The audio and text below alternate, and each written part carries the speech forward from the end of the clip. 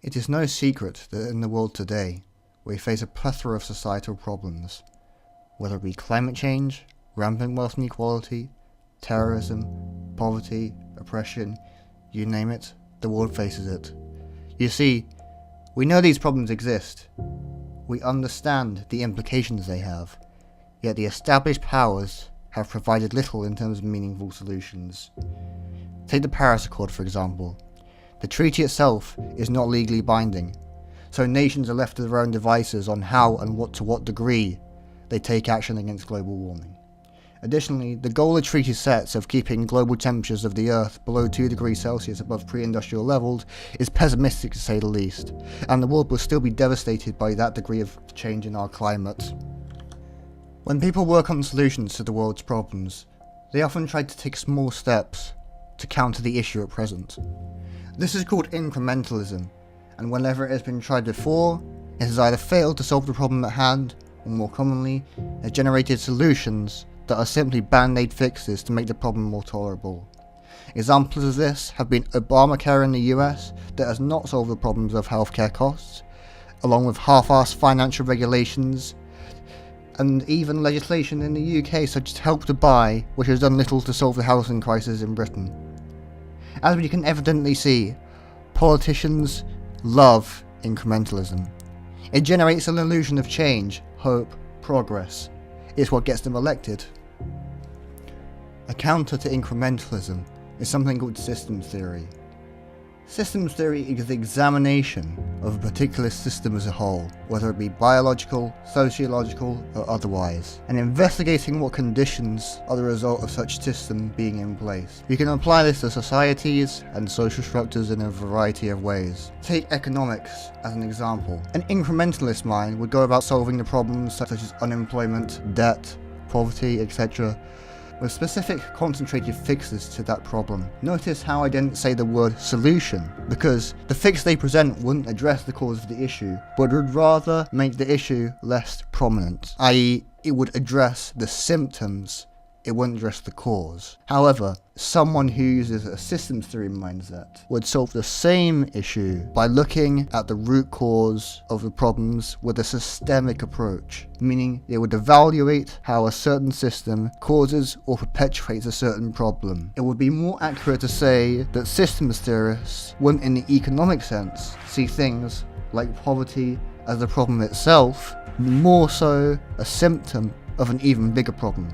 The system itself which generates or perpetuates that poverty.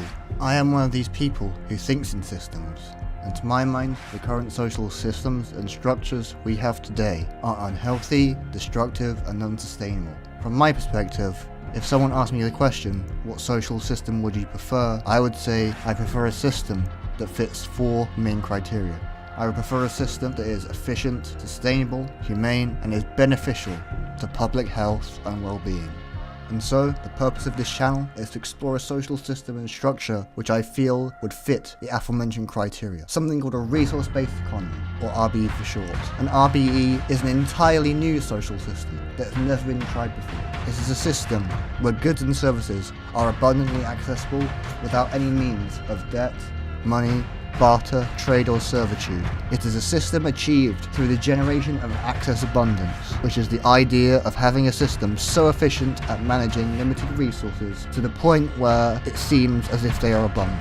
So I hear you ask, why do we need to transition from our current paradigm to a resource-based economy? What will be the implications of such? These are questions that I will answer in the videos I upload to this channel. We will cover many topics, including the applications of science and technology in the RBE, the social and cultural implications of the new paradigm, how environment shapes human behaviour, and so much more. What I often find with other channels promoting resource-based economies or similar ideas is that they often provide slightly truncated explanations of the systems and practices that would make resource-based economies possible. On my channel, I will give more detailed deliberations of how RBEs would function. It is clear that our current socio-economic paradigm is inefficient, unsustainable, and is detrimental to the health and well-being of people and the environment. It is clear that this needs to change. Thank you for visiting my channel, and I hope for further support, which you can do by subscribing to the channel and by sharing the videos I make on social media. Only through spreading the word can we bring about a social paradigm which is sustainable and is beneficial to the well-being of everyone. In the world today, we have enough resources to solve most human problems. We can build cities, hospitals all over the world if we use resources. But you can spend all the money in the world, there's not enough money to build hospitals and housing all over the world and finance the education of students who want to go to college.